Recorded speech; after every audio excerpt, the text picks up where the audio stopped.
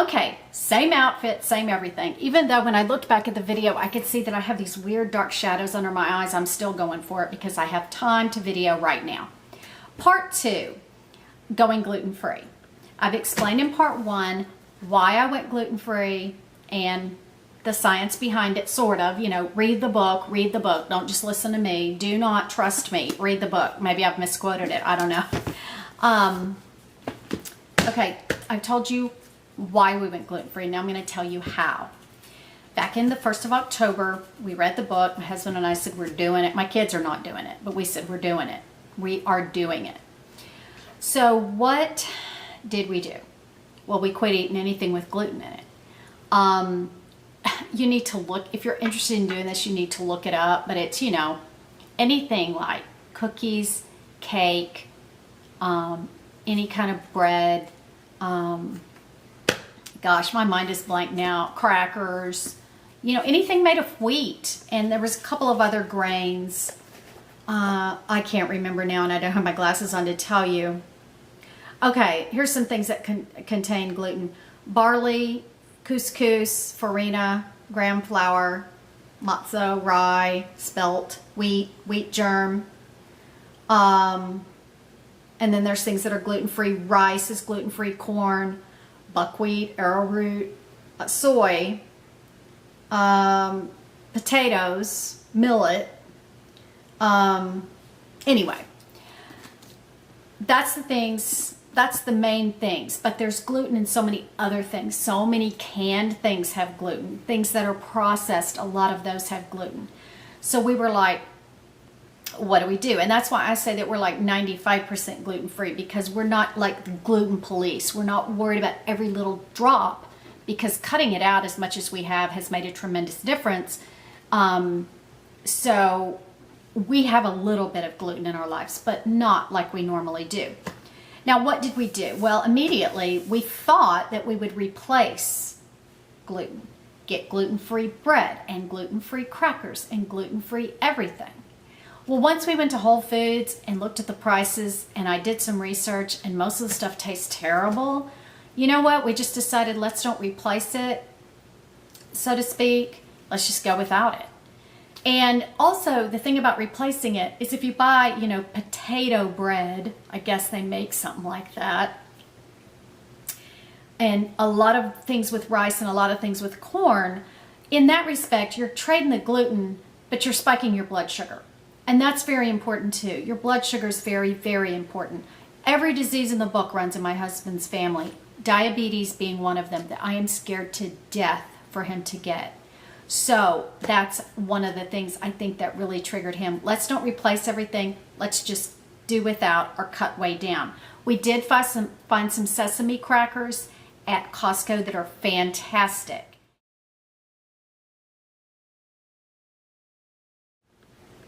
So we occasionally have pasta, you know, gluten-free pasta. It's pretty close to the original. It's not as good, but it's really close.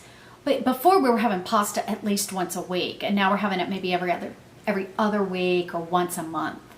Gosh, I'm trying to think of what else. You know, we can still have a baked potato. We can still have rice. We can still have meat, any vegetable, fruit, any of that. But he's really strict about not eating tons of fruit, obviously, because that's a sugar. But still, you know, if it's a God-given sugar, to me, it's not as bad for you as something pumped full of sugar, like a Coca-Cola or something like that. And I will have a real Coke. Like the other day, I thought, I'm going to have a real Coke. I haven't had a real Coke in, you know, 6-9 months. Ugh, it tasted terrible. I don't know what they've done to Coke, but it tasted terrible. I don't know. Maybe it's my taste buds.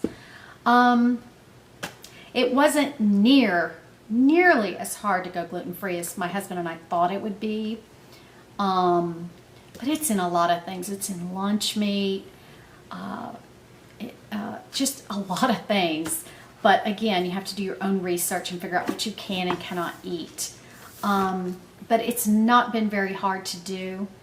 As far as bread goes, of course you can't eat bread, but unless you get some kind of gluten-free bread, and I've heard bad things. If you know of a really good gluten-free bread, let me know. I did some research on wheat about it, and all of a sudden I thought of this bread that I buy at Costco. It comes in a big box. It's French baguettes. I think the brand is Petit Francais. I can't remember the name of it.